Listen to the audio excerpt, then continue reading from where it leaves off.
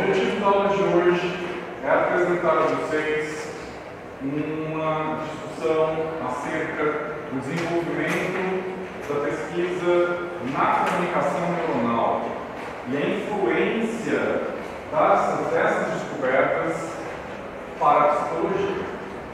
E como exemplo disso, eu trouxe para vocês um autor que muitos de vocês, sem dúvida nenhuma, já conhecem. Então vamos ver se vocês vão se recordar quem é esse autor da psicologia.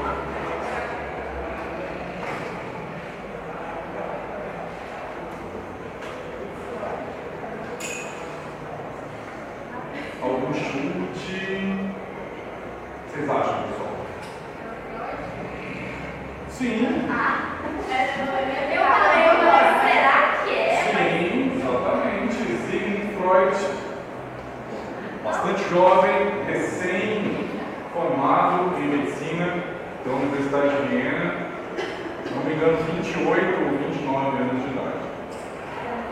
De modo geral, vocês costumam ver fotografias desses grandes autores da história da psicologia retratando-os já como idosos. Só que todo mundo já foi jovem, né, pessoal? Então, Freud, obviamente, também foi jovem. E temos algumas descrições feitas pelo jovem neurologista Sigmund Freud que nos ajudam a entender algo muito interessante. Certas ideias que nós temos na juventude não desaparecem completamente. Elas são deixadas de lado durante alguns anos, mas posteriormente elas acabam influenciando na forma como nós analisamos determinadas situações na nossa vida posterior. No caso de autores que criaram sistemas de pensamento, isso se torna mais evidente. Então, vocês vão observar ao longo da minha apresentação de hoje que as ideias do jovem doutor Freud a respeito da base neuropsicológica da mente acabaram se refletindo nas ideias do jovem médico, posteriormente do criador da psicanálise, e já no final da vida, Freud volta a defender algumas concepções muito parecidas com aquelas que ele já havia esboçado na juventude. Então, o primeiro ponto importante, trouxe para vocês aqui uma das primeiras representações que Freud fez de um grupo de neurônios da medula espinhal de um peixe, um tipo de enguia. Então, durante muitos anos, Freud realizou estudos na neuroanatomia, na neurofisiologia. Ele foi estagiário no laboratório do eminente fisiologista, o professor Bricken. E lá nesse laboratório ele desenvolveu várias pesquisas nesse campo da neurofisiologia. E olha que fascinante, isso aqui é um desenho feito pelo próprio Freud.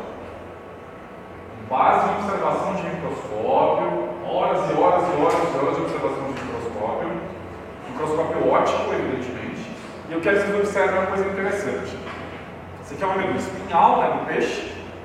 E aqui nós temos a presença de gânglios. Olha aqui um gânglio, aqui outro gânglio, outro e outro. Pessoal, lá na neuroanatomia, o que é um gânglio? Vocês relembrar, é um gânglio?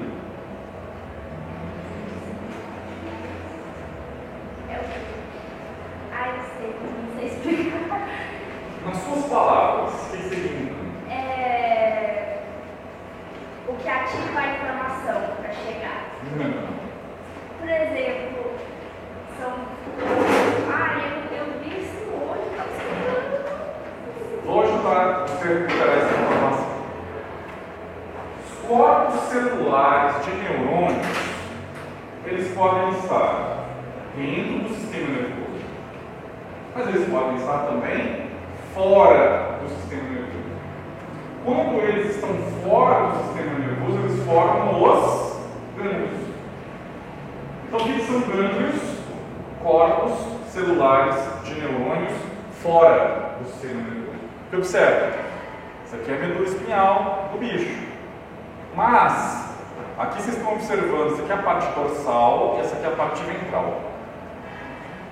Esses gânglios dorsais são os corpos celulares de neurônios aferentes ou neurônios sensitivos. Já esses que são ventrais, os chamados gânglios ventrais, são corpos celulares de neurônios motores. Isso não importa muito para nós, se vocês serem gente da anatomia, para nós psicólogos isso não é tão relevante assim. É só para vocês observarem que, olha a data, 1878. Então, olha que interessante, em 1878, olha o nível de detalhamento dessa imagem desenhada à mão. Jovem estudante de medicina, Sigmund Freud. Temos aqui mais uma imagem fascinante. Essa já é de 1882.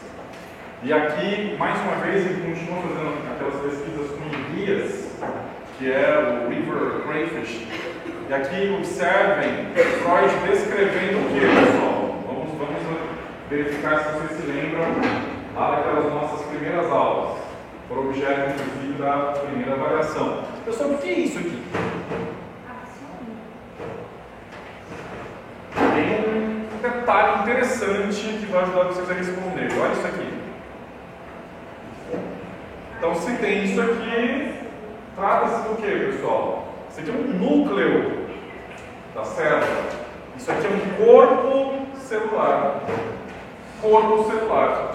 Vocês estão vendo o corpo celular, aqui o cone de implantação do axônio, aqui dois corpos celulares com seus respectivos axônios. Fascinante, Freud já estava descrevendo, do ponto de vista anatômico, os neurônios. Mais imagens. Já de 1893, Freud já era médico neurologista, já estava praticando a neurologia e ele fez essa publicação em 1893 dessa estrutura de um hemisfério cerebral. Esse aqui é o hemisfério cerebral esquerdo. Freud ele fez várias pesquisas no campo das afasias. As afasias são alterações de linguagem resultantes de lesões de áreas cerebrais específicas. E aqui nesse esboço de Freud, de 1893, nós temos a descrição de áreas relacionadas a 4 tipos de alterações importantes. Lesões nessa área número 1 vão produzir a chamada agrafia, uma dificuldade de escrever, porque essa lesão em área que é basicamente relacionada à programação dos movimentos, é a área secundária motora relacionada com a mão. Então a pessoa tem dificuldade para poder realizar os movimentos específicos. Aqui nós temos a famosa área de quem, pessoal? Vamos lá na neuroanatomia de novo. Só de bater o olho, vocês observam lobo frontal, essa circunvolução específica, área de Broca, muito bem. Isso aqui é a área de Broca. E o que acontece quando uma pessoa tem uma lesão na área de Broca? Dificulta a fala. Em que sentido da fala? Ela consegue saber, mas ela não consegue expressar Excelente. o que ela quer falar. Excelente. É uma falha na articulação da fala. Ela compreende, mas tem dificuldade de se expressar. E aí vem a minha pergunta. Pessoal, olha só de bater o olho aqui na imagem, você já tem que identificar que isso aqui é lobo frontal.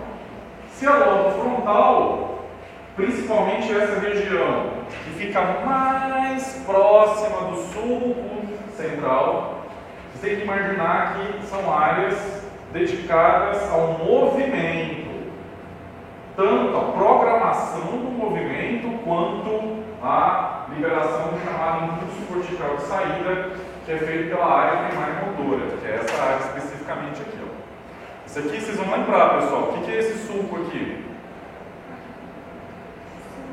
Sulco central. Então, aqui nós temos o giro pré-frontal, que é a área primária motora. Para trás do sulco central, nós temos o giro pós-central, que é chamado de área somestésica, relacionado com sensibilidade. Mas, nesse caso, Freud está descrevendo as principais alterações relacionadas com a comunicação, com a linguagem. Aqui nós temos uma lesão na área de Wernicke, e a lesão na área de Wernicke, ela provoca um tipo de afasia que é chamada de sensitiva. A pessoa tem dificuldade de compreensão da fala. Compreensão da linguagem, de forma geral, mas especificamente daquilo que ela ouve. Lesões na área de Broca produzem, como a colega muito bem respondeu, a chamada afasia motora ou expressiva, que é a dificuldade de articulação da fala. E já uma lesão nessa porção posterior, aqui na fronteira do lobo occipital, vai levar à chamada alexia. A alexia é uma dificuldade para a compreensão dos signos linguísticos escritos. Então a pessoa enxerga as palavras, mas ela não consegue decodificá-las. É uma lesão em área secundária visual. A área secundária visual. Veja, isso foi publicado em 1893. Nessa época, Freud ele tinha um objetivo que era tentar determinar exatamente as posições, e não era só um objetivo dele, era um objetivo, na verdade, da neurologia da época, identificar exatamente no sistema nervoso as regiões associadas com as diferentes atividades mentais. Essa tentativa se chamava de localizacionismo.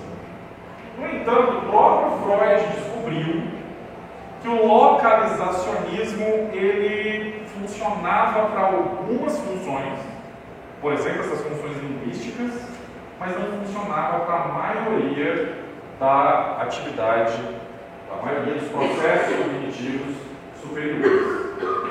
As funções do sistema nervoso, elas estão abrigadas em diferentes regiões trabalhando em conjunto.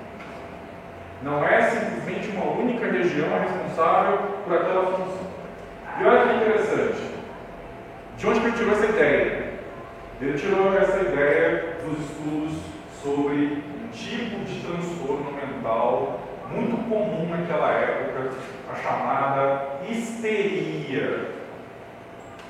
Naquela época, muitos neurologistas diziam que os pacientes histéricos eram, na verdade, farsantes. Eles estavam fingindo. Por quê? Porque não havia absolutamente nenhuma alteração no sistema nervoso. Não se identificava. Cadê a alteração no sistema nervoso que justifica esse transtorno mental? Freud, analisando os aspectos clínicos desse transtorno, ele identificou que, na verdade, é sim uma alteração do sistema nervoso, mas não da maneira como os neurologistas localizacionistas da época imaginavam. Era uma alteração na função, não era uma alteração na estrutura, por alguma razão que ele não sabia explicar na época. As pessoas com um quadro histérico tinham alterações de função independentemente de uma alteração estrutural. Vou dar um exemplo clássico disso. Se uma pessoa tem uma lesão nos lábios do sulco calcaríneo, não dá para ver que ele fica por trás, no imaginário do lobo occipital, essa pessoa está o que, gente? Sério.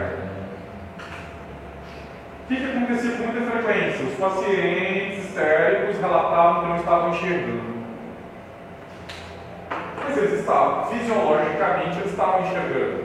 Mas vocês lembram que eu expliquei para vocês que você pode estar com a retina intacta, com a via visual intacta, né, o nervo óptico, tálamo está perfeito. O problema é que está no córtex cerebral, está na interpretação daquela informação.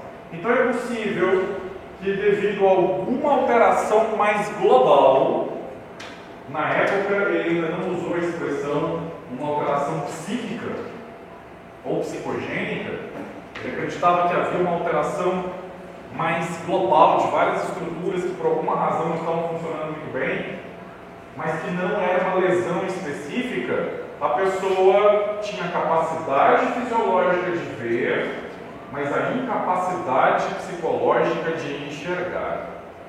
Então, quando o neurologista fazia aquele teste de avaliação da visão, observava se a pessoa estava contraindo ou dilatando a pupila, a pessoa dilatava e contraía a pupila na presença. Pegava uma vela, né? Aproximava e a pessoa fechava. Afastava a vela e a pessoa abria a pupila. Opa! A pessoa não está cega. Ou pelo menos o reflexo pupilar está ok. E passava um tempo quando a pessoa se sentia segura, quando a pessoa eventualmente se sentia melhor, ela voltava a enxergar. É por isso que os médicos da época diziam: isso é mentira. Como é que pode uma pessoa numa hora enxergar e na outra hora não enxergar? Aí todos os exemplos, tem pessoas que apresentam surdez, tem pessoas que apresentam paralisias, apresentam formigamentos. E aí Freud analisou: peraí, mas não tem base neurológica para essas alterações. Não tem lesão, mas tem alteração funcional. Então tem que ser levado em consideração um transtorno legítimo. Eu escrevi isso num livro clássico que foi escrito em coautoria com outro neurologista mais velho chamado Joseph Breuer. Se chama Estudos sobre a Histeria. Lá Freud descreve toda uma série de casos clínicos dele e de Breuer, e ele chega à conclusão que os histéricos sofrem de reminiscências. O que é uma reminiscência? Uma reminiscência é uma memória. Guardem isso que eu estou falando para vocês, porque mais para frente, na aula de hoje, eu vou retomar esse raciocínio. As pessoas sofrem de recordações. Aí vem a minha pergunta: onde estão as nossas reminiscências? Cadê as nossas memórias? Onde elas estão? Elas estão espalhadas no nosso sistema nervoso. Estão espalhadas. Várias redes neurais são formadas, cada uma armazenando algum tipo de experiência que nós vivenciamos. Por exemplo, as nossas experiências mais aterrorizantes costumam ser armazenadas no complexo basolateral da amígdala, como eu já tinha apresentado para vocês antes. Informações mais complexas tendem a ser armazenadas no lobo parietal, área terciária, mas essas informações estão espalhadas pelo nosso córtex cerebral. E aí vem a grande pergunta para vocês.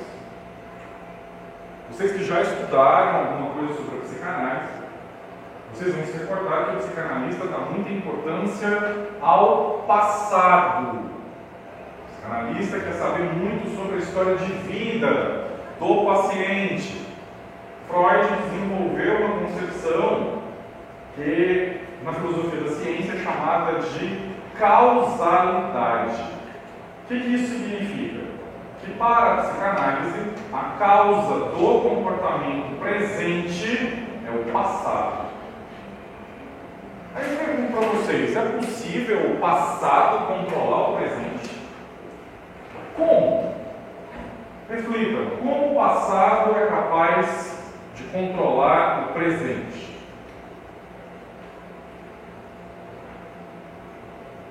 E agora, pessoal, pergunta capciosa: como o passado controla o presente? Através das reminiscências. Excelente. O passado controla o presente através das reminiscências, através das nossas memórias. Mas peraí, mas as memórias estão onde? Sistema nervoso. Olha só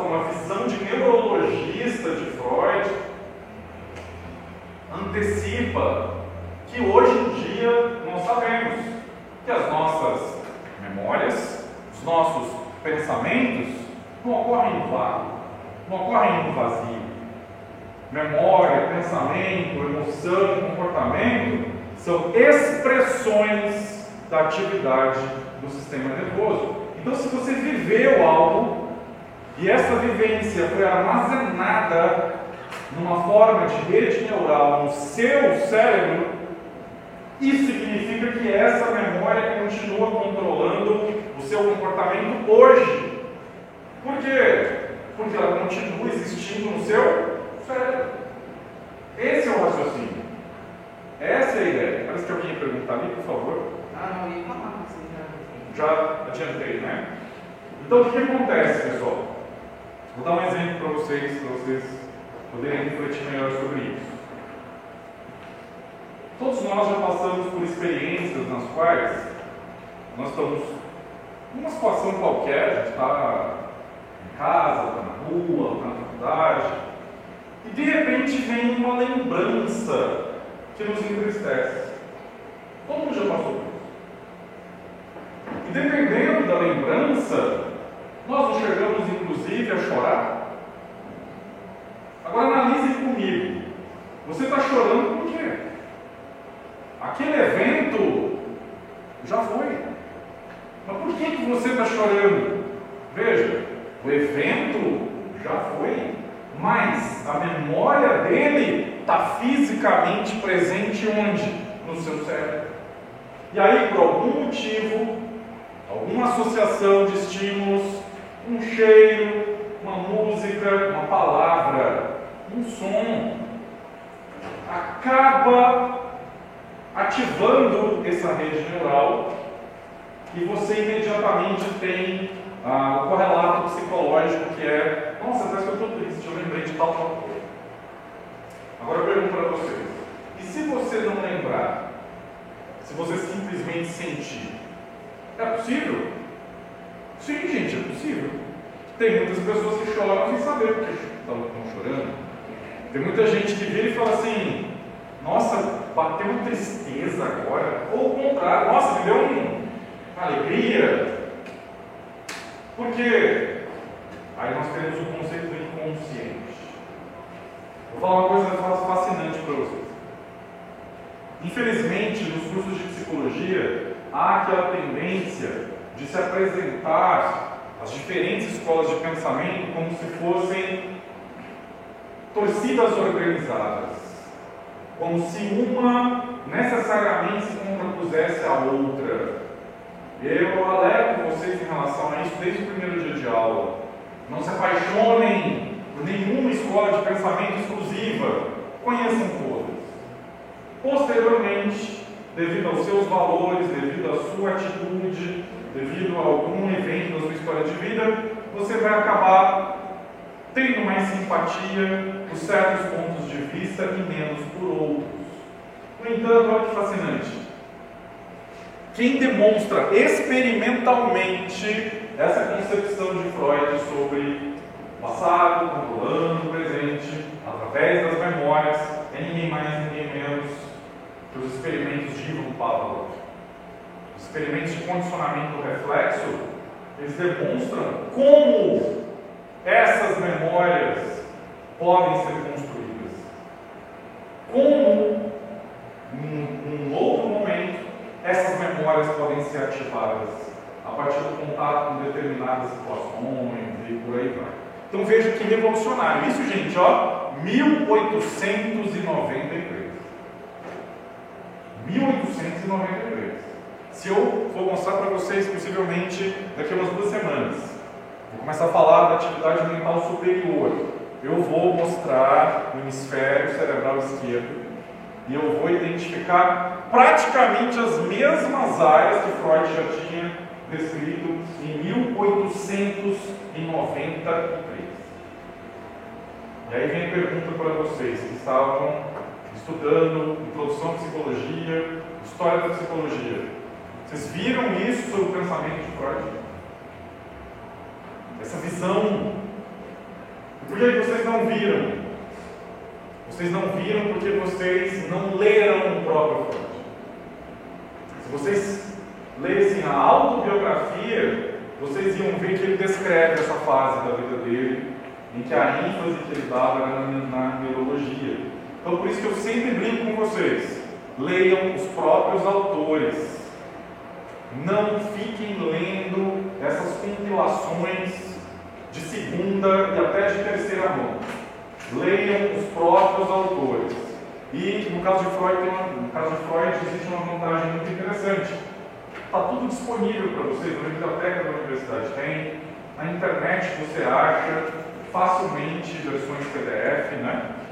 Aqui, pessoal, eu trouxe para vocês talvez uma das ideias mais fascinantes do jovem Dr. Freud. Aqui é uma página, né, de um esboço que ele escreveu. E a história desse esboço é muito interessante. Vou primeiro contar a história do esboço, como que ele foi descoberto, e depois eu vou contar para vocês o que esse esboço está falando. Então, em 1895, Freud tinha um grande amigo. Era um médico, assim como ele, só que ele era otorrinolaringologista. Freud, nessa época, vivia muito isolado, ele estava muito preocupado em conseguir dinheiro para poder se casar, e ele estava muito frustrado porque ele queria ser um pesquisador, mas para se casar precisava de dinheiro, pesquisa não dava dinheiro, então ele tinha que ser médico de verdade, tinha que trabalhar de fato. Então ele não tinha tempo para fazer as pesquisas como ele gostaria. E aí ele desabafou várias e várias vezes com esse amigo, Wilhelm Fliess.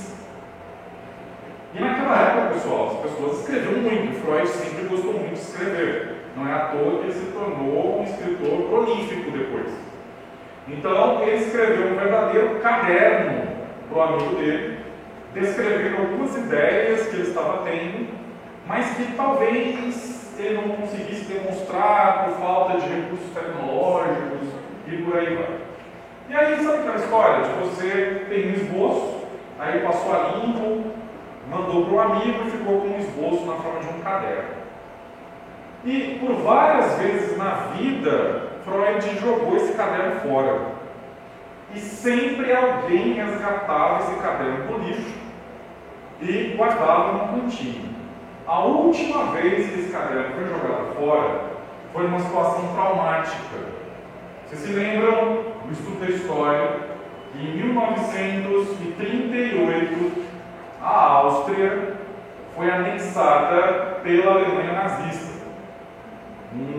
Aquilo que é conhecido na história como Anschluss. Freud vivia em Viena. Pelo fato de ele ser judeu, evidentemente que ele era uma pessoa famosa já nessa época.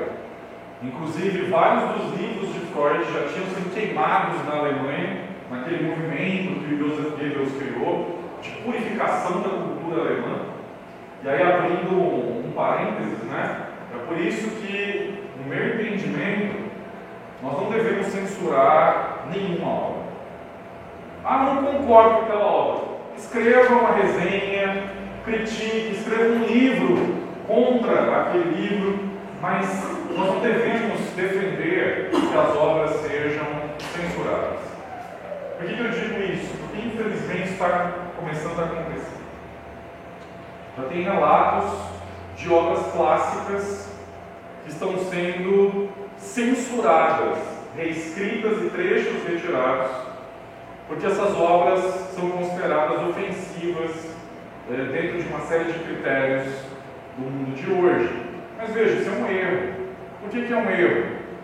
Porque nós temos que perceber as obras não com a nossa visão de hoje, mas com a visão da época em que a obra foi escrita.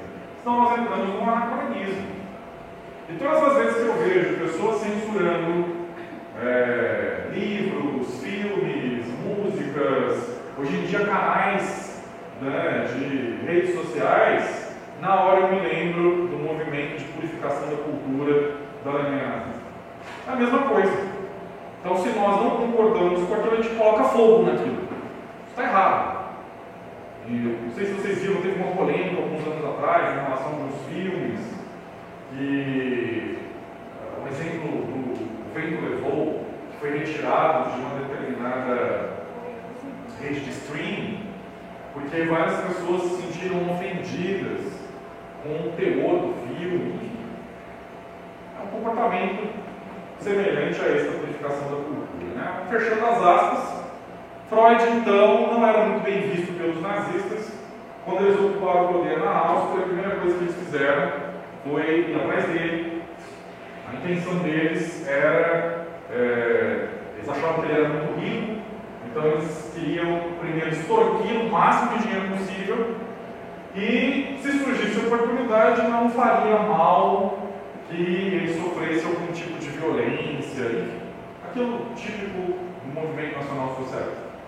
Então, graças aos esforços do embaixador dos Estados Unidos, William Bullitt, e da princesa Marie Bonaparte, bisneta de Napoleão Bonaparte, que tinha sido paciente de Freud e depois se tornou ela mesma psicanalista e uma grande amiga de Freud. Olha a importância de você fazer bons amigos. O fato de ele ter feito essa amizade com a princesa salvou a vida dele, porque foi a princesa Marie Bonaparte que pagou a extorsão que os nazistas exigiram para permitir que ele saísse da Áustria. E foi graças à princesa que nós também temos hoje acesso a essa obra incrível, porque Freud, na hora de recolher as coisas dele, no desespero para poder ir embora para a Inglaterra, pegou o caderno e jogou no lixo. Quando a princesa viu isso, ela imediatamente tornou no lixo, pegou o caderno e guardou.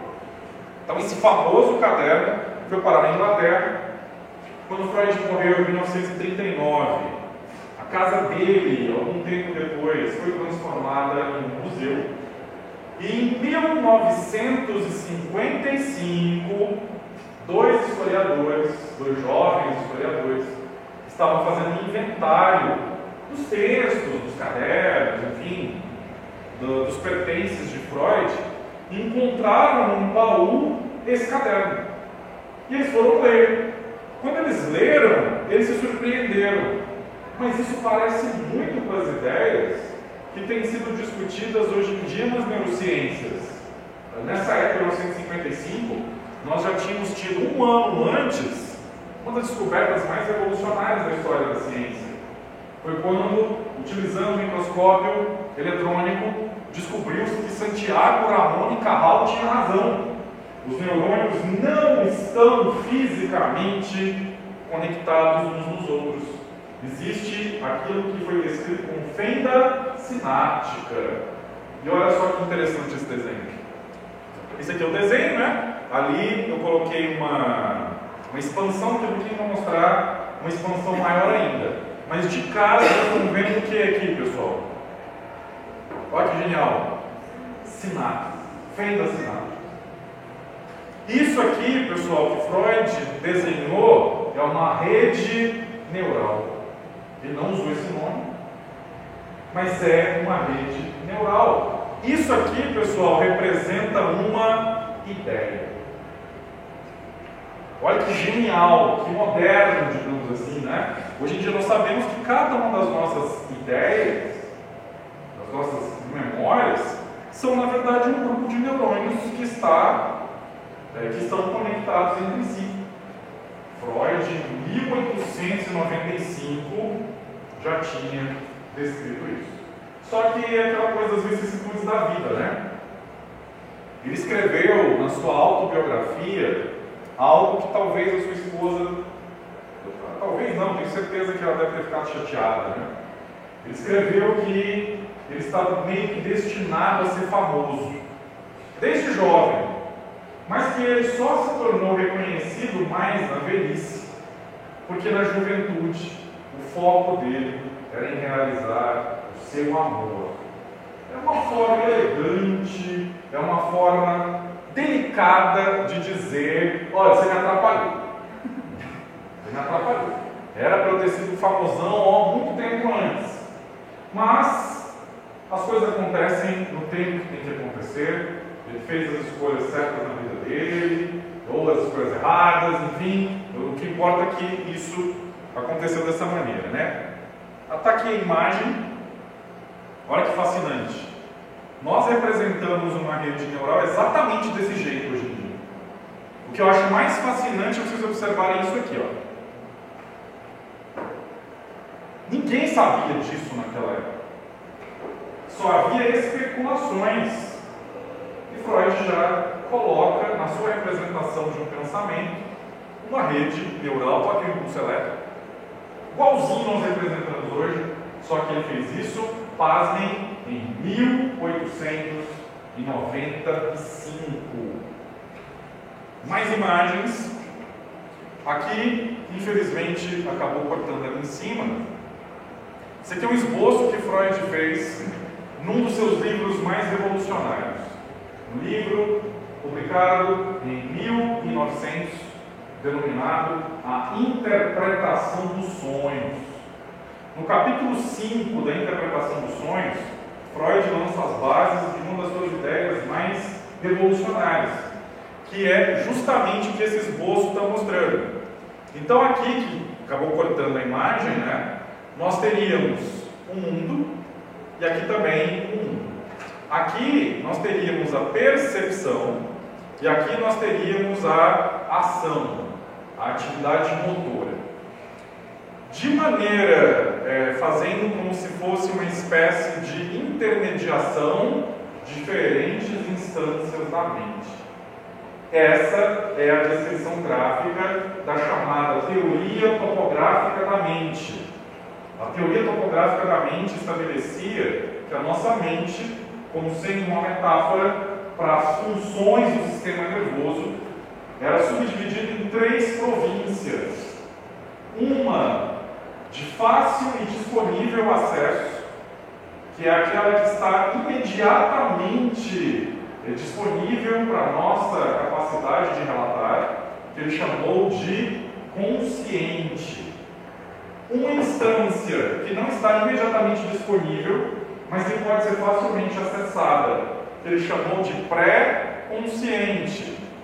E uma instância que só pode ser acessada através de técnicas especiais, como a interpretação dos sonhos, ou a associação livre, ou mediante determinadas ocorrências anômalas. Por exemplo, as parapraxias, por exemplo, os xistes.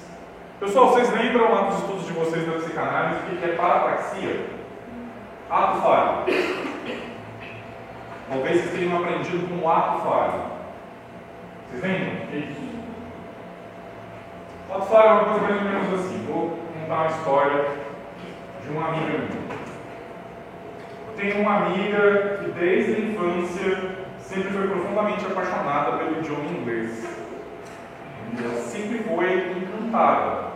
Então, começou estudando, fazendo vários daqueles cursos livres de inglês, né, nas escolas de inglês.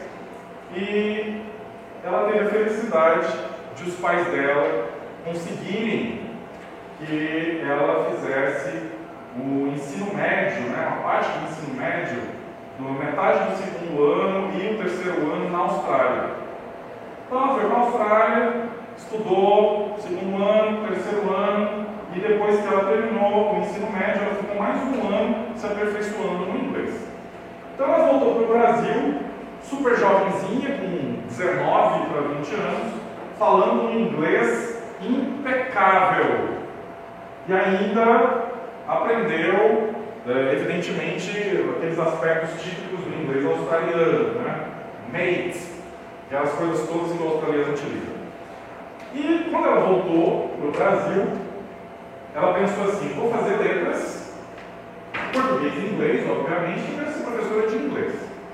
Mas ela queria também faturar uma grana, claro, e aí ela decidiu procurar emprego em escolas de inglês renomadas, porque ela chegou com um certificado muito bacana, experiência de ter morado no exterior e tudo mais. Então ela foi para uma entrevista numa escola de inglês super renomada, e aí ela me contou que ela não gostou da diretora da escola.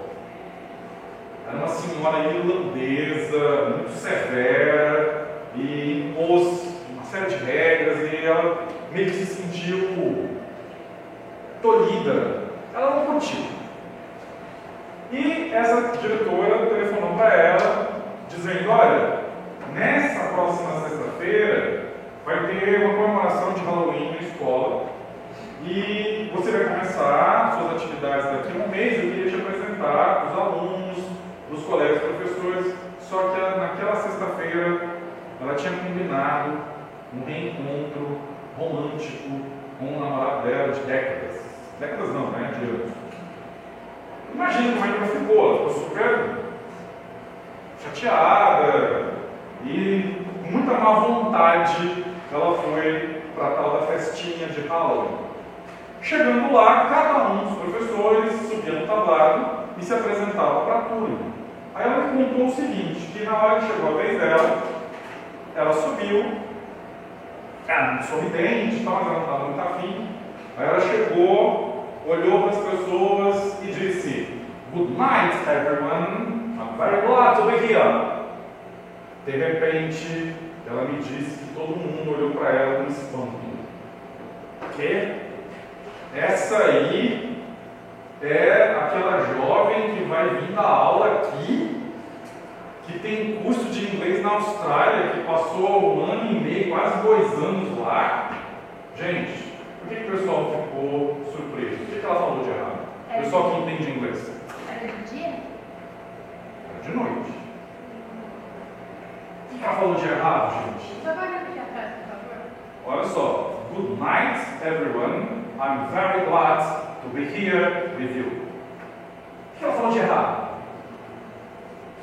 Gente, princípio básico do inglês. Quando você chega num lugar e você vai saudar as pessoas, é good evening. Sabe o que é good night? Good night é isso aqui, ó. Aqui, ó. O inconsciente se manifestou. Era isso que Freud chamava de parapraxia ou ato falho. Gente, na verdade, quando ela falou do good night, é porque inconscientemente ela queria ir embora. Isso é o ato falho. E outras circunstâncias aparecem, mas eu quero fazer um alerta. Cuidado. Eu faço esse alerta porque geralmente o estudante de psicologia vai contar isso em casa, vai contar para os amigos e tal, e aí você cria brigas, você muitas vezes vai criar discussões nos relacionamentos das pessoas que você conhece. Porque aí muita gente vai começar a falar assim: trocou meu nome, é porque a outra está no seu inconsciente, né? Não necessariamente, pessoal. Podem haver alterações relacionadas à questão linguística. Tem vários estudos que mostram isso. O meu nome, Cláudio, eu já fui chamado várias vezes de Carlos, em vários locais. É uma questão fonética. As pessoas trocam o nome. Não necessariamente é uma questão do ato falho. Agora, tem outras circunstâncias que é realmente... Mas, por exemplo, se o nome for totalmente Totalmente diferente, diferente. Lucas Wellington, aí não tem... Aí eu acho que é uma trabalho. Mas para preservar o dia a dia das pessoas, não contem essas coisas. Não contem essas coisas. Né? E, além do ato falho, que se manifesta das mais diferentes formas, as pessoas esquecerem objetos. Então, por exemplo, você estava curtindo demais estar com uma pessoa, estava super bacana, você com ela e tal. Aí você vai e esquece a chave do carro na casa da pessoa. Opa, olha o simbolismo de uma paciente que ela esqueceu a chave da casa dela. Aí tinha passado uma noite bacana com a pessoa e tal. Aí, entrou no carro, chegou em casa, minha chave. Não pus minha chave. Mas como entrar em casa? Aí passa um tempinho, toca o celular. É a pessoa? Oi, você esqueceu sua chave aqui. Aí ela me disse: gente, mas que bom, eu queria voltar lá mesmo. Na verdade, eu queria dormir lá com a pessoa, né? Isso é um ato falho. Agora você pode de nome, esquece isso. E tem o segundo tipo que Freud descreve, que é o xiste. O que é o xiste? é a brincadeira com fundo de verdade. Gente, cuidado com brincadeiras. O pessoal está numa rodinha, está todo mundo rindo e tal. O que acontece com a censura? Aqui. A censura rebaixa. Ao rebaixar a censura, você acaba falando certas coisas num tom de brincadeira que, na verdade, estão revelando que você realmente pensa naquela situação. Eu tenho um caso também da época que eu era estudante de graduação. Minhas colegas, elas estavam lá discutindo, conversando, brincando, num local onde nós nos reunimos depois das aulas. E aí estão lá e tal, brincando, todo mundo rindo, falando nova música do El Chan, e não sei o que, coreografia.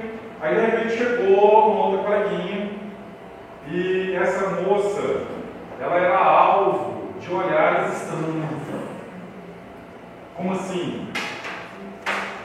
Ela chegava na sala de aula, todo mundo, aquele olhar assim de cima a baixo. E aí aquela expressão de ódio, aquela expressão de raiva. Como é que essa mulher tem esse cabelo? Onde é que ela arranjou esse corpo, gente? Que essas roupas tão bonitas, parece que foram feitas específicas. Que ódio, que essa mulher existe. Isso um olhar assim, até numa aula, até a professora olhou assim. Como ela era minha amiga de infância, eu não olhava desse jeito, óbvio. Eu conheço desde criança. E aí, essa guria chegou lá na rodinha, e aí o pessoal estava animado, brincando de El Chan, todo mundo dançando, fazendo coreografia, e de repente uma das minhas colegas falou, me rindo assim, Gina, você podia ter morrido, né?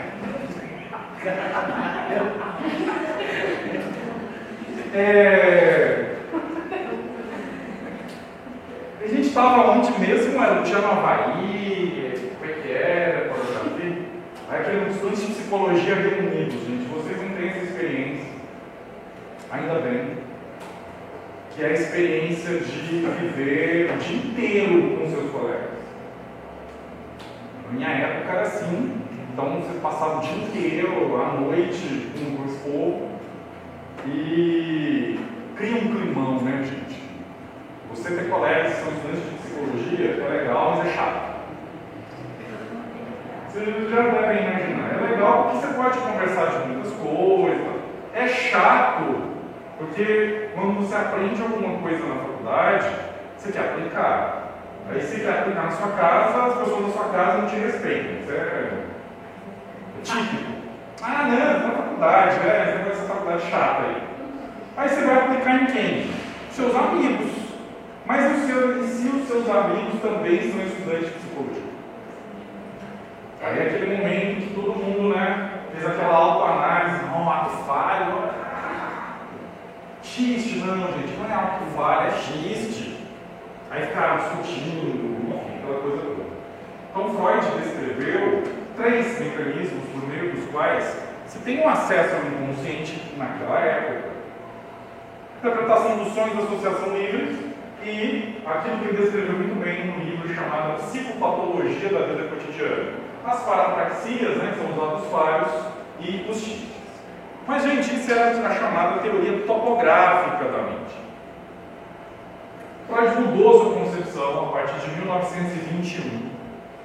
Daqui nós temos a mudança da teoria topográfica da mente para a teoria estrutural da mente. E observe uma coisa interessante. Freud foi se afastando de quem, gente? Da estrutura do sistema nervoso. Ele parou de fazer referência a estruturas e agora ele permanece apenas exclusivamente naquilo que ele próprio chamava de metapsicologia.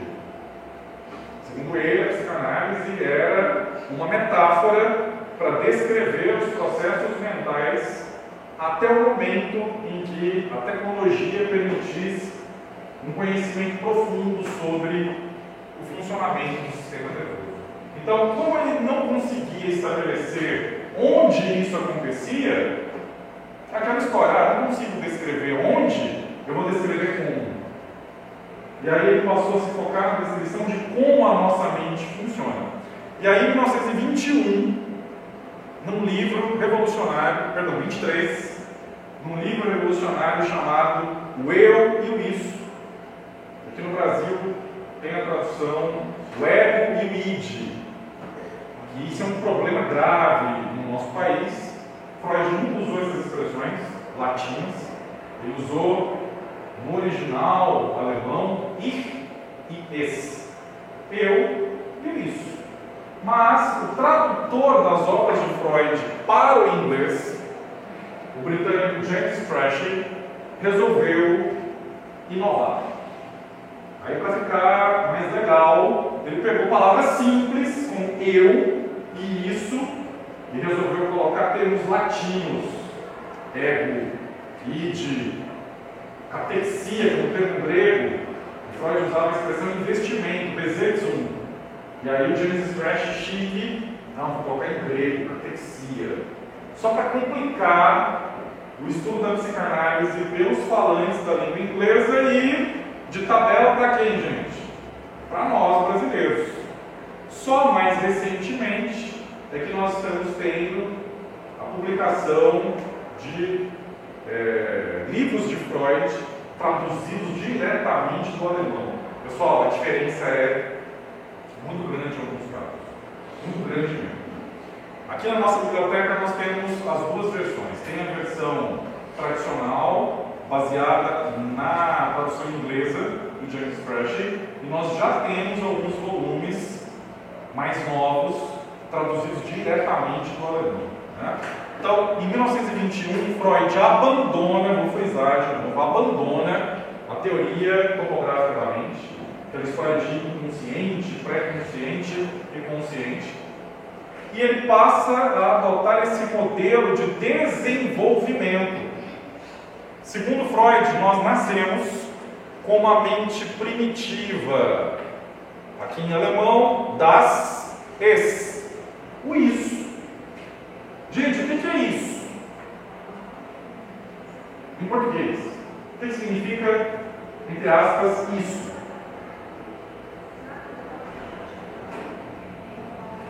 É um pronome o que, gente?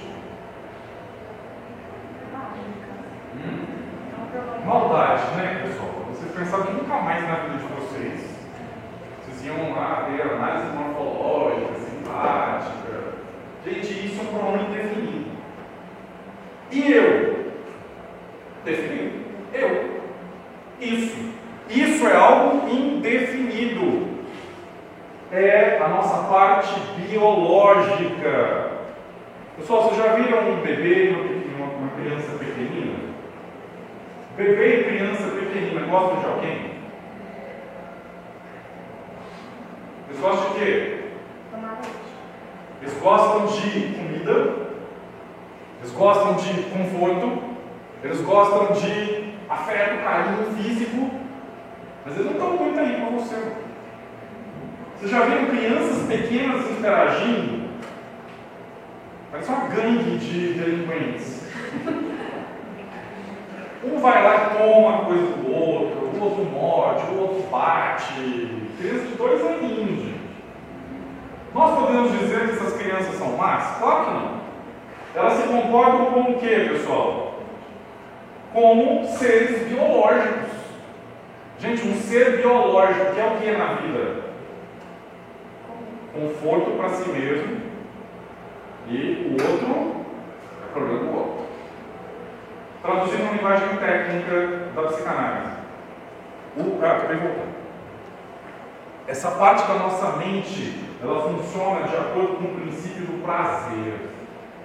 É um princípio animal, biológico, de obter prazer e evitar a dor. Então, uma criança muito pequenina, ela tem basicamente essa mente primitiva, biológica, instintiva. Mas à medida que ela vai interagindo com o mundo, existe uma diferenciação de uma parte dessa mente primitiva em uma identificação chamada de, olha o nome simplíssimo que ajuda você a entender, eu. Pessoal, a primeira tarefa que um ser humano tem que fazer na vida é separar quem sou eu de quem não sou eu. A partir do momento em que a criança consegue fazer isso, ela começa a estabelecer a diferença eu dos outros. É o consciente. Vocês vão lembrar, no primeiro dia de aula, eu fiz uma pergunta bizarra para vocês. Não, sinto muito, foi na turma de personalidade, não foi para vocês. Na turma de personalidade, eu perguntei para as pessoas o seguinte: você sempre foi você? Eu faço essa pergunta para vocês. Vocês sempre foram vocês? Não. Como não, gente? Que história é essa? Sim, não. Não tem que chamar o SAMU para vocês, para um atendimento de urgência, psiquiátrico. É claro que você sempre foi você, gente. Que isso? É óbvio que você sempre foi você. Ou você era outra pessoa e agora você é você. Conte mais sobre isso. De personalidade a gente vai se criando, né? Sim, mas, por exemplo, como você se chama? Ingrid. Ingrid. Ingrid, quando você era criança, você era Ingrid? Sim. E hoje você é Ingrid? Você sempre foi você, e você continua sendo você. E se tudo der certo, você vai continuar sendo você. Como é que nós mantemos essa, o termo técnico é, unidade da personalidade? O que é a unidade da personalidade? É você saber que você sempre foi você, que você continua sendo você e que você vai ser você sempre. Baseado no quê? Gente, como é que você sabe que você é você?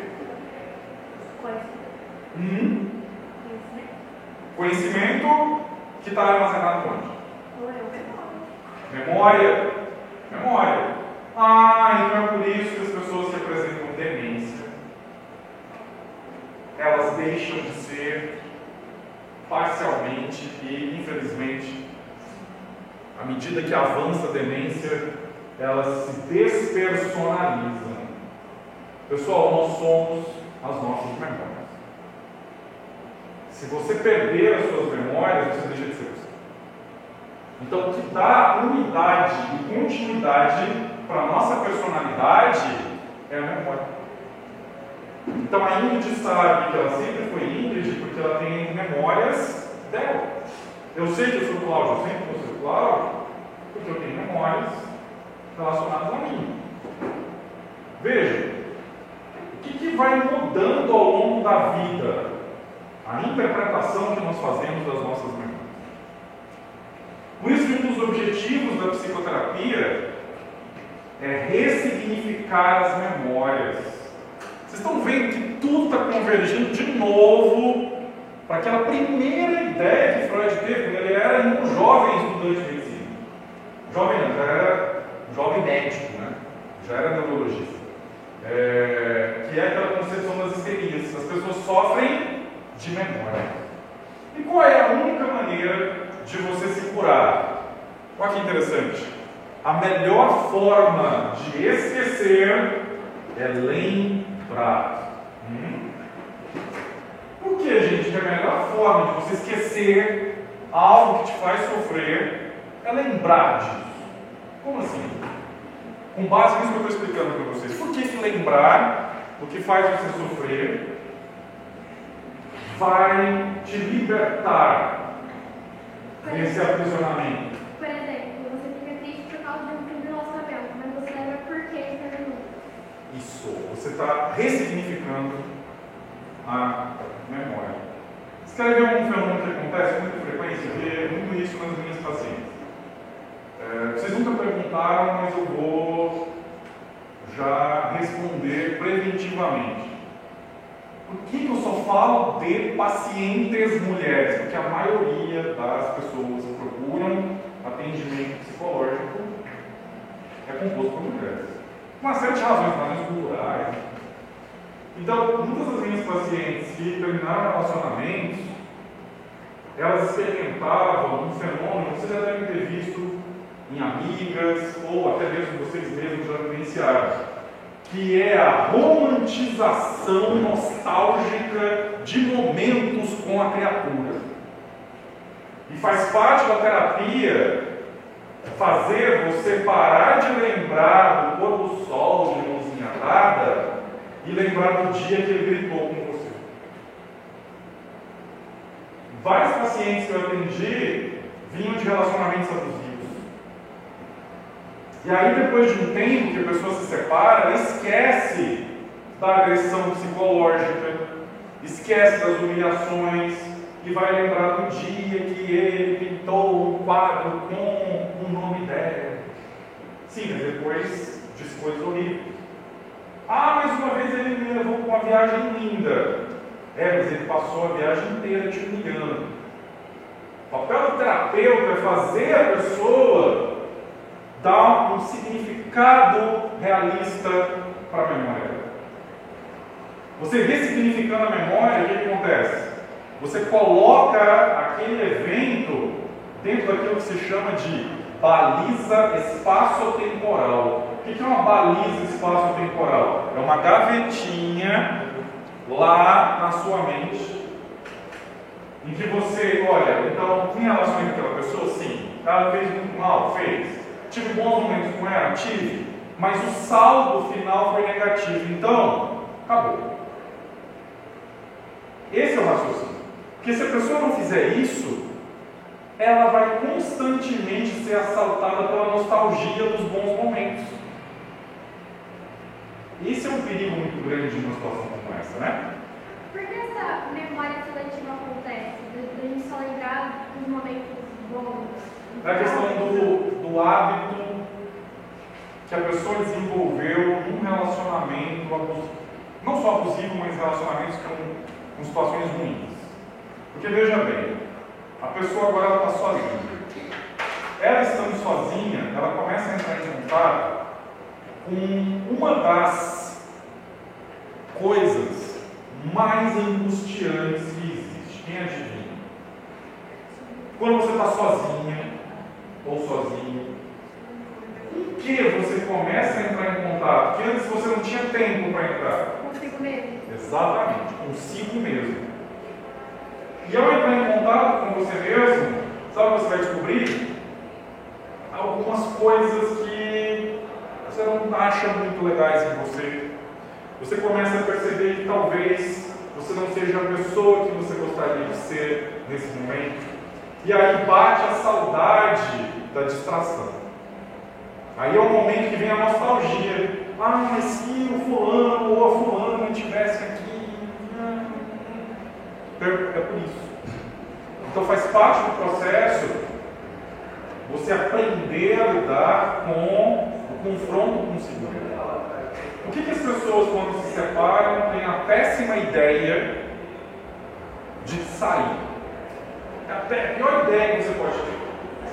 Você tem uma amiga ou um amigo que acabou um relacionamento recentemente, faça um favor para essa pessoa.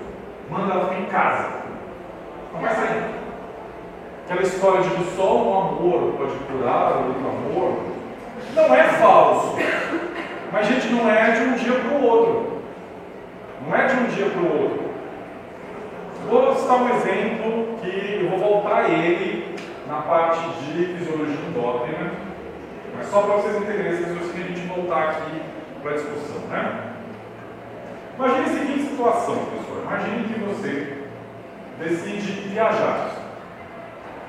Aí você vai, pega seu carro, vai viajar e tal. Duas possibilidades. Imagina que você vai sair daqui de Goiânia. Ó, o ato falho. Isso é um ato falho. Aí, ó, Goiânia. Queria estar em Goiânia. Você vai sair de Goiânia. Ó, de novo. Professor, você vai querer ir para Goiânia? De novo, né? Mas as pessoas que interessam já voltaram. Então, é nostalgia. Aí o que acontece, pessoal? Você vai sair de Rio Verde e você vai pensar um local longe pra caramba. Não, aí é perto. Estão querendo derrubar. Olha o X. Não, vocês vão para Santa Maria, vai. Santa Maria, Rio Grande do Sul. Longe pra caramba. Aí tem duas opções. Você, uma pessoa preparada, organizada, você leva os seus lanchinhos. Comprou lá, material para você comer no caminho, está levando o seu whey protein, papa, né? Você tem que se manter cheio, aquela coisa toda. Gente, você vai parar naqueles postos para abastecer e vai lá naquelas conveniências. Você vai ter vontade de experimentar a farofa, bichos do deserto? Não. Eu vou, porque eu sou impossível. Perigo, gente. Farofas, bichos do deserto é um negócio complexo. Hoje em dia não tem mais isso, né? No meu tempo tinha o bolo de 3 cores, tinha aquele ovo rosa. Aquele ovo rosa na semana. É. Você desse carinho. Você, com seus lanchinhos, vai conseguir esperar até chegar em Santa Maria. Chegando em Santa Maria, você fala assim, ó, viajei pra caramba, vou agora para a churrascaria Fronteira e vou comer carne mais gostosa de Santa Maria. Mas, gente, você foi capaz de aguardar por uma refeição nobre, porque você se manteve concentrado no seu caminho, comendo coisas que são nutritivas, mas não são gostosas. Agora, você que inventa de simplesmente entrar no carro e vai. Gente, qualquer posto de gasolina, depois de 1 dia e meio, que você vir lá, comida mais ou menos, você aceita. E você fala assim, mas é o que tem para hoje, eu vou. Estou entendendo onde eu estou querendo chegar. Se você acabou um relacionamento, você precisa retrair, precisa entrar num trabalho de autoconhecimento, em que você vai comparar, peraí, o que deu errado nesse relacionamento? O que eu posso fazer para evitar? Que tipo de pessoa realmente me agrada? Não vou sair com qualquer um, não vou me desvalorizar. Gente, é todo um processo. É todo um processo. E aí, quando você ressignifica as memórias, você começa a dar uma dimensão diferente para a sua vida. Você começa a ver as coisas com uma perspectiva mais realista. Porque vejam bem, vocês já ouviram a expressão versão? O que é uma versão? Versão é um ponto de vista. Não sei se você já viu um filme muito interessante, que eu acho que o nome dele, inclusive, é Ponto de Vista. Não tem isso. A mesma coisa acontece na nossa vida. Um evento que para você foi trágico, para outra pessoa talvez tenha sido uma experiência importante na vida dela. Exemplo, já que nós estamos falando de relacionamento. Para você, uma separação pode ter sido a coisa mais traumática da sua vida. Mas para a pessoa que se separou de você, foi um momento de virada para o crescimento e amadurecimento daquela pessoa. Olha só que coisa. É o mesmo evento. Para você é uma tragédia, para outra pessoa é libertação. Mas como é que você vai colocar aquele evento numa perspectiva realista? Lembrando dele. E não querendo esquecer dele. Aí a gente volta lá para aquela questão do Freud. Nós temos que ressignificar aquela memória. Você tem que entender que aquela pessoa não foi 100% má, porque senão você não tinha se relacionado com ela. Mas ela também teve bons momentos com você, mas isso não justifica você ter saudade dela. Entenderam? Sim. Você precisa lembrar das coisas para colocá-las à luz da razão e entender, opa, isso aqui não foi tão grave assim quanto eu pensei, isso aqui foi importante, isso aqui também foi legal. Quer saber de uma coisa? Não quero mais saber dessa pessoa. E olha só que interessante, por lembrar, você vai esquecer. Você tira a energia da ideia. Agora, se você reprimir, vai te assombrar. E nos piores momentos. Mas que alguém comentar por ali. Eu quero uma coisa. Sim. No caso da histeria, que a pessoa parava de enxergar, isso seria um ato do corpo dela de luta e fuga para ela não tentar lembrar daquela memória? Ou não tem nada a ver? Tem. Hoje em dia, para você poder pesquisar esse transtorno, ele tem um nome muito descritivo. A histeria hoje em dia é chamada de transtorno dissociativo. E no manual norte-americano, o famoso DSM-5 é chamado de transtorno neurológico funcional. Olha que interessante, os americanos estão usando a expressão que Freud usou. Por que é um transtorno neurológico funcional? Porque a pessoa tem alteração de sensibilidade ou de motricidade sem nenhum correlato de lesão neurológica. Neurologicamente a pessoa está perfeita. Mas as memórias não são boas. E agora vocês sabem, a memória não é uma coisa isolada, mística, aleatória. Não, a memória é um grupo de neurônios, gente. E se é um grupo de neurônios, vai afetar quem? O sistema nervoso. Por isso que a pessoa fica cega, sem ter lesão no cérebro. Por isso que a pessoa perde a motricidade, sem ter lesão no cérebro. É por isso que hoje tem o termo, né? Você está histérica, quando a pessoa está... Hoje o uso da expressão foge da à descrição da sintomatologia da época de Freud. Hoje em dia a histeria é sinônimo de uma pessoa exagerada, de uma pessoa teatral. Ela seria muito mais histriônica do que histérica. Uma pessoa histérica, eu vou trazer para vocês numa outra aula. Aliás, eu vou postar para vocês, eu tenho um vídeo sobre a histeria, eu vou postar para vocês, era de uma época que eu ainda não tinha adoecido, eu falava muito melhor, eu vou postar lá para vocês assistirem quem tiver curiosidade, tá? A histeria também serve para aquelas pessoas que sentem dor e não tem nada. Sim, também. São quaisquer manifestações físicas, sensibilidade ou motricidade que não tem uma causa, uma lesão neurológica. Certo?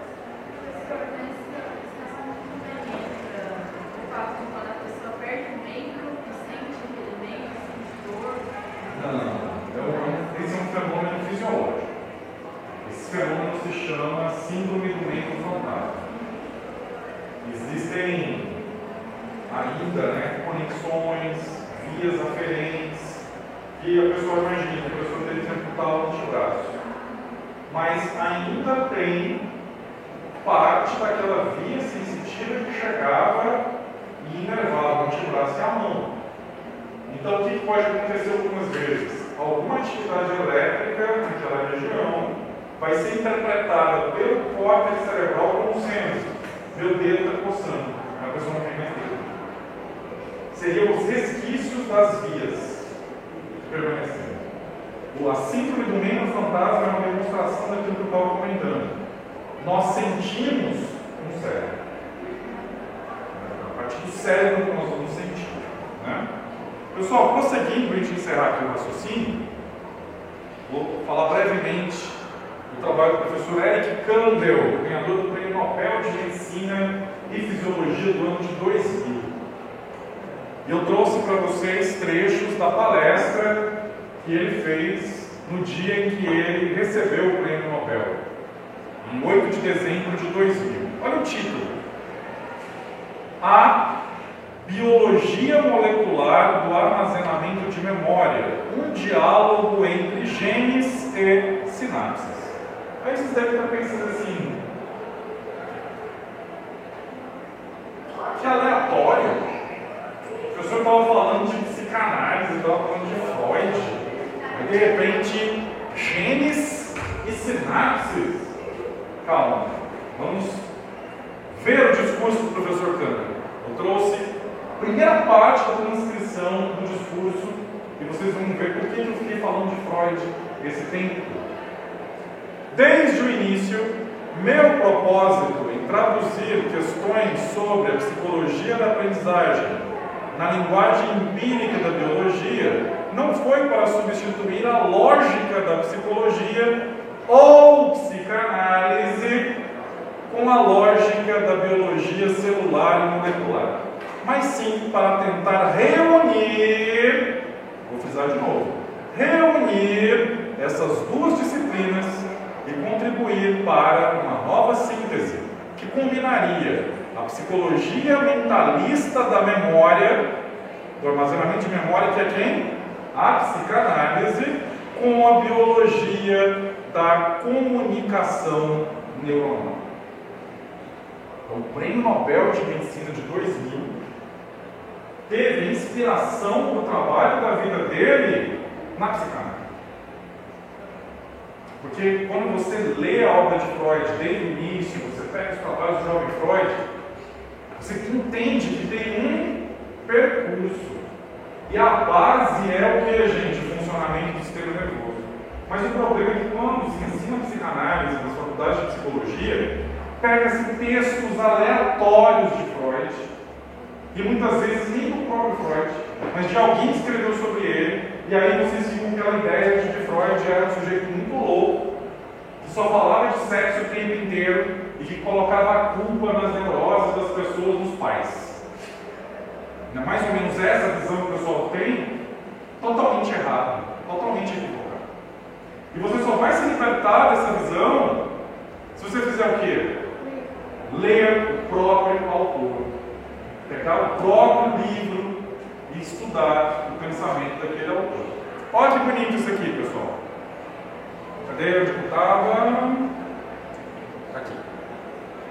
O professor Kandel trabalhou com os chamados neurônios gigantes de um tipo de molusco que é a lula gigante, a Plísia. Pessoal, esse bicho tem uns 3 a 4 metros de comprimento. Os neurônios dele, você consegue ver a olho nu. Claro que bem pequenininho, óbvio, mas você consegue ver. No microscópio óptico, tem uma visão excelente dele. Mas no microscópio eletrônico, olha a imagem genial que você tem dele. E aí o professor Kandel mostrou o fenômeno da memória. Que, à medida em que o bicho aprendia, não vou citar o experimento dele agora, depois eu vou contar para vocês em detalhes, mas aqui ó, a relação entre o neurônio sensitivo e o neurônio motor é estabelecida através de um terceiro neurônio de associação que teve uma alteração na sua estrutura por conta da experiência. Lembra que ele estava falando sobre genes? O professor Kandel demonstrou que o sistema nervoso se transforma com a experiência, porque as experiências fazem com que haja alterações na expressão gênica. Literalmente, os neurônios ou se desenvolvem ou atrofiam. Olha que genial isso! Significa então que vocês que vivem com muita tecnologia, muito material audiovisual, o que está acontecendo com o cérebro de vocês? Vou fazer uma analogia para vocês entenderem. Pessoal que treina aqui na sala. Pessoal, seu treino, a efetividade, vamos fazer de conta que você está fazendo musculação. Quando é que você vai ter crescimento real da sua musculatura? É no treino ou no descanso? Por quê? O treino é o quê, gente? O que é treino? O que você faz lá no treino? Repete. Você repete, mas para fazer o quê? É algo como manter, a mente vai. Isso! Excelente. Palavras suas. Excelente, é isso? Pessoal, talvez muitas pessoas se choquem com o que eu vou falar, mas você pode perguntar para qualquer instrutor de educação física, qualquer fisiculturista, atleta, ele vai te explicar isso. Pessoal, o treino serve para lesionar sua musculatura. A carga que você vai colocar nos pesos é para produzir lesão nos seus músculos. Porque o nosso organismo, a gente vai aprender isso na parte da fisiologia endócrina, ele funciona a partir de um princípio conservador. O que é o princípio conservador? conservador, já falei do hipotálamo. O que o hipotálamo quer que você seja? Ele quer que você seja gordo, sedentário. Por quê? Quanto mais gordura, mais segurança para o funcionamento de quem, pessoal? O sistema nervoso. Então, por que é tão difícil abandonar esses hábitos sedentários? Porque o hipotálamo adora a gente, por causa disso. O hipotálamo, tudo que ele queria era a revolução de hábitos alimentares e de entretenimento que o século XXI trouxe. Você já pararam para pensar que os entretenimentos de vocês são todos sedentários? Que o alimento que vocês consomem é basicamente para ajudar o hipotálamo a acumular gordura em você? E que é contraintuitivo você malhar? É altamente contraintuitivo, porque você vai produzir uma lesão. Ao produzir essa lesão, o organismo vai gastar energia para poder reconstruir aquela fibra muscular. Só que olha o detalhe. O que o seu organismo interpreta? Que você está lá fazendo aquelas repetições. Aí você descansa um dia, no outro você volta. O organismo começa a pensar: eita, é melhor construir uma fibra um pouco mais grossa, porque está tendo atividade. Então você vai lá e repete. Mas, gente, o que vai acontecer se você não tiver a mesma carga do seu exercício? Você não cresce, você estagna. Então, por isso tem que ser um aumento progressivo. E se você parar de fazer? Se você parar de fazer, o hipotálamo, opa, volta tudo normal, vamos guardar de novo, vamos guardar gordura. Gente, o professor Kandel demonstrou que o seu sistema nervoso é igual aos músculos. Se você não treina o seu sistema nervoso, seus neurônios meio que atrofiam. Se você traz desafios para ele vai fazer o quê? Ele se desenvolve, vai ter expressão gênica e os neurônios vão se desenvolver. Mas o que é a carga no cérebro? O que é o treino no cérebro? Pensar, ler, ouvir coisas diferentes do que você ouve, assistir a coisas diferentes daquilo que você assiste, evitar muito coisas audiovisuais, porque, gente, a coisa audiovisual é a mesma coisa de você colocar uma carga zero lá no seu treino, sei lá, de bíceps, de perna. Imagina um leg press de zero peso. É você sentado assistindo a aula. Quando é que você está colocando carga no seu exercício? É na hora que você começa a pensar. Gente, Stott Freud falou que a melhor forma de aprender e esquecer é lembrar por quê. Você começa a pensar. Aí depois você vai ler. Aí depois você vai conversar com o seu colega. Aí depois você vai decidir, discutir. Isso você está trazendo carga para o seu cérebro. Aprender um novo idioma. Aprender um instrumento, dançar, olha só, muitas pessoas nem lembram disso, dançar. Mas, gente, não é dançar igual na minha época, né? Que era os dois acordes, né? Ficava lá, e você ficava balançando a mãozinha, né? Não, aprender a dançar de verdade, aprender o ritmo, a sequência de passos, tudo isso está estimulando o sistema nervoso. Mas também não cai naquela história de que a única coisa que estimula seu sistema nervoso é você fazer palavra cruzada, sudoku. Não. Mas você abandonar um pouco o audiovisual, deixar um pouco as redes sociais, as telas, aquilo que é passivo, e você pegar um livro para você ler, você sentar para conversar com alguém, cara a cara, sobre um tema, tudo isso contribui para o desenvolvimento seu sistema nervoso. Para encerrar, uma das imagens, na minha opinião, mais belas da história das neurociências, o professor Eric Kandel demonstrou, através da estimulação elétrica desse neurônio, isso aqui, gente, é um microeletrodo 100 vezes mais fino do que o seu fio de cabelo. Para manipular esse eletrodo, o ser humano não consegue. Tem que ser um braço robótico especial para poder manipular esse microeletrodo. Ele estimula eletricamente esse neurônio. Olha que imagem linda desse neurônio, pessoal. Olha o corpo celular, olha os dendritos, olha o axônio, aqui um outro neurônio. E olha que genial. Quanto mais esse neurônio aqui foi estimulado, esse neuroninho aqui começou a crescer.